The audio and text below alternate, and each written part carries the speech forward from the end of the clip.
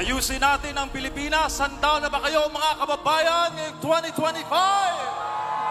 Nasa ating mga kamay ang susi para maayos ang Pilipinas. Hindi ito hinahakot.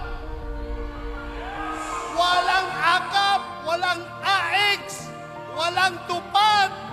Pero merong pangarap na gaganda ang kinabukasan ng Pilipinas!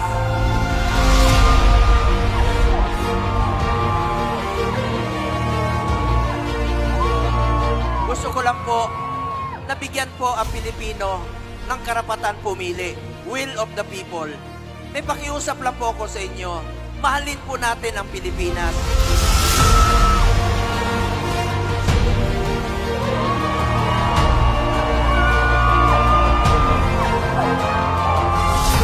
Reformahin po natin ang bayang Pilipinas.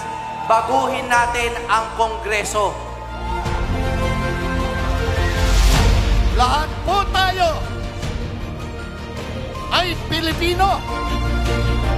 Ang Pilipino ay merong dangal. Ang Pilipino, hindi niya ipagpapalit ang kanyang dangal. Nakikita ko talaga yung damdamin ng puso ng Pilipino na gusto nila talaga, sir, straight PDP laban kami. Para mananalo kayo, hindi lang ikaw, ang buong team ng PDP. Sabi nila, di ba, ang PDP, mga inutusang bumili ng suka.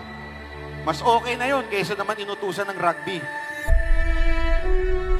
Ang ipinaglalaban lang ni Marcoleta at ng buong PDP slate ay ang tama, walang mali.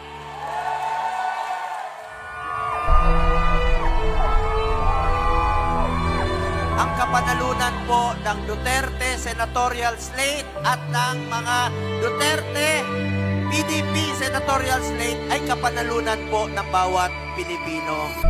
Sila po ay walang bahid ng droga.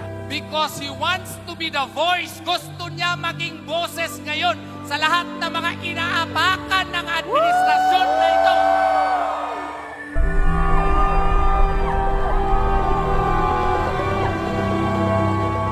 Iboboto niyo ba yung team na silang may kagagawan kung bakit napakataas ng presyo ng lahat ng bilihin? Senador na kaming lahat. Kung tutulungan niyo po kami. Pero yung iba tahimik, ayaw magsalita. Pero sabi nila, makita na lang ninyo, sir, sa magiging resulta ng halalan. Tingnan ninyo kung anong kalalabasan yan. Huwag tayong mawala ng pag-asa. Fight pa rin tayo, kumbate pa rin tayo!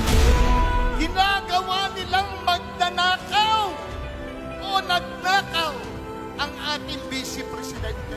Ito naman ang sa akin, walang magnanakaw na Duterte.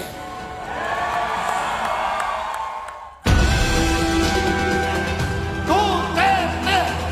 Duterte!